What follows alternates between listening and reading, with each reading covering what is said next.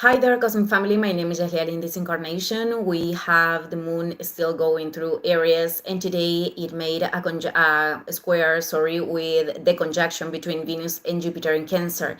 And tomorrow, the moon is going to make a contact with Chiron retrograde in Aries before moving to Taurus. This is in order to having it in account if there are interactions, situations that are activating certain wounds, insecurities, and to practice to put pauses before acting or responding.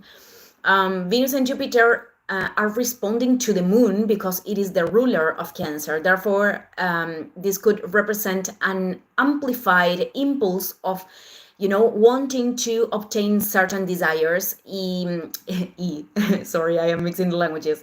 Even though desires of the soul are a way of moving forward, many times we could confuse desire with needs, emotional needs, and could be, the inner sensation of lack, what leads us to want something with the illusion that if that thing is manifested, finally the emptiness or the void is going to stop to create discomfort. But when we are acting from those spaces, when we want to escape from what we are feeling, this has the tendency to be reflected on the outside in a very evident way with the presence of Jupiter, because the transits of this planet offer us an increased vision of certain experience there where it's going through.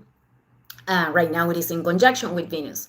And that's why Jupiter is associated with abundance, because we could feel the abundance and the richness that is born from our inner connection, from sharing, giving, and receiving. That is also Venus.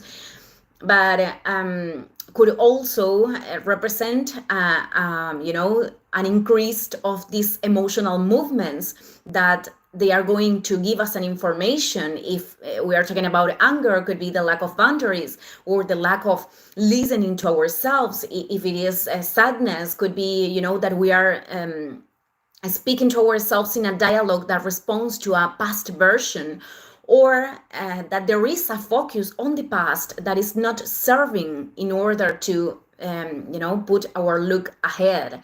And of course, each one of us has their own process, and to put our look ahead doesn't mean to invalidate, to judge, or repress what we are feeling in relation of what we are transiting, what we have transited, because this could be also an imbalance, both of these postures, attaching ourselves to a story that we are telling of our past, and that is creating a stagnation in a repetitive pattern, coming back again and again on the same topic, as much as trying to, tell ourselves that we are not moved by situations that are creating emotions, and trying to repress them and avoiding dealing with those aspects.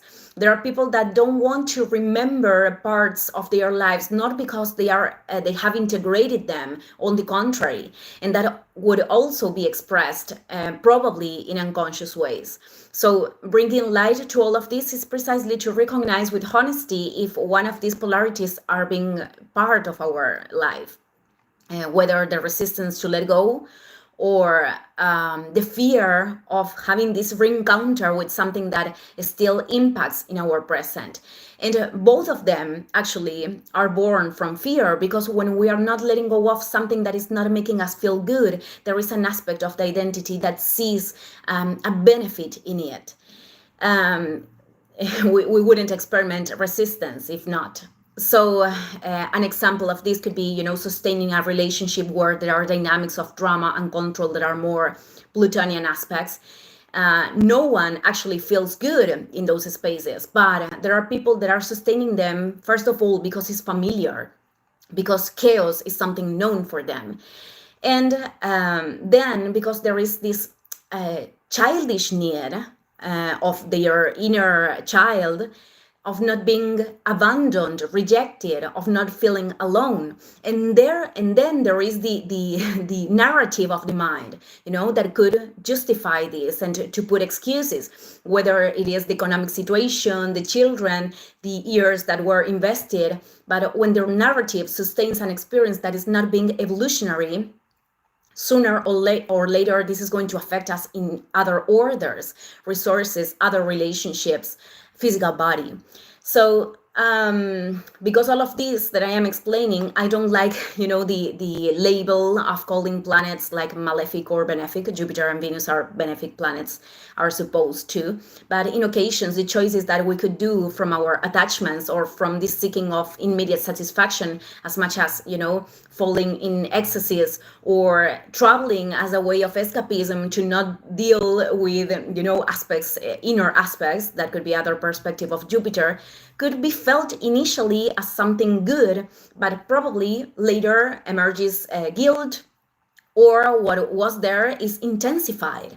And this conjunction, impulsed from what we truly feel as a purpose, that we could also enjoy, because there could be a limited belief in thinking that everything that is evolutionary requires, fighting, exigency, to chase. We have to also learn to inhabit the receptivity, which is Venus, and to reconnect to the wisdom that everything comes in the right moment. Yeah, and when we are making a space and we stop to control. If you think about it, the times that you could have transcended something, a challenging situation, or something that you didn't know how to solve, it is about to focus in what is among our possibilities, and later to leave that cosmos do the rest. When miracles happen, in fact, I experimented this these days, so with a tiny situation that was solved better than what I expected. So it is the trust, something very linked with Jupiter. It is not the trust in whatever I do, everything is going to go, or it is going to be as I want. Because if there are decisions that were taken from an unconscious space, life is going to show them. As much as the ones that we are imposing, listening to our intuition. But what I am referring with this, it is the confidence in the process that we can return to. It is when we remember that every circumstance, whatever way it is presenting, is inviting us to grow. And if we take the opportunity, that is going to take us to a better instance every time.